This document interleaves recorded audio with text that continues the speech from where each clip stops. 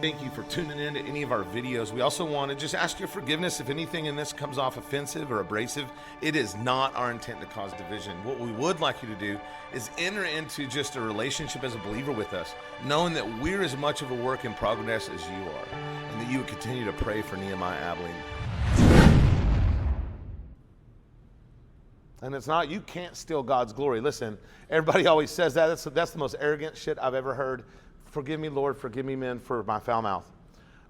The most arrogant thing I've ever heard as a believer is, well, I'm not trying to steal God's glory. How? How are you going to steal God's glory if he's God? You know what I'm saying? It's like, oh, let me go get Thor's hammer. Can't do it. You can't steal God's glory. You, in your belief, glorify him. And your immaturity in your partnership with Christ would cause you to say that. That means deep down, he needs to work out that pride. Because I'm trying to show humility or false humility by saying that most times. That's just you being real and honest with yourself. If I'm real and honest with myself, I get awkward and uncomfortable when somebody says, man, thank you for saving my life. Until I found out what real maturity was. And real maturity says, you're welcome. Because I know that it comes from him, but I know he chose to partner with me because my identity is in him, and he designed me, chose me, set me apart, put me in position as a royal priest here, not because I'm so great, but because he's so great. And without him, I couldn't be in position, but he wants me to know I'm known by him. And so me saying, you're welcome. And then in my inside, I'm like, God, thank you for choosing me. That's maturity. The other is false humility. It's fake. There's still that part of you that wants to be seen and known. I had to realize that about myself when he told me I'd have to give everything away. And Dan Muller comes. Were you here for Dan? You weren't here for Dan Muller.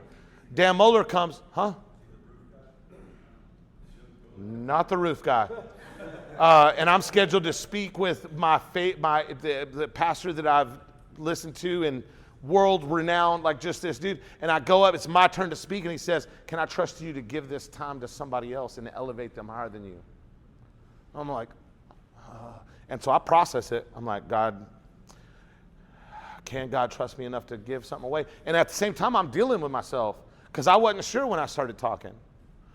And then I realized my identity is in him. My identity is in the Son that's obedient because of his goodness. When the Father tells me, can I trust you? I say, yes, Dad. Yes, Dad. Because I'm a part, like it's the prodigal son that never left home, but that knows that he has the whole kingdom at his disposal. Like I'm that prodigal son now that never left, that's at home with the full kingdom at my disposal. Every step is his will now. That's where you get to in maturity. I'm not talking about holiness. I'm still a work in progress on that one. But in maturity of my identity, to know fully that I'm his son, I'm his favorite son. Did you know that? Walter, did you know I'm his favorite? Did you know you're his favorite too? I don't know how it works, but he's God. I'm not supposed to.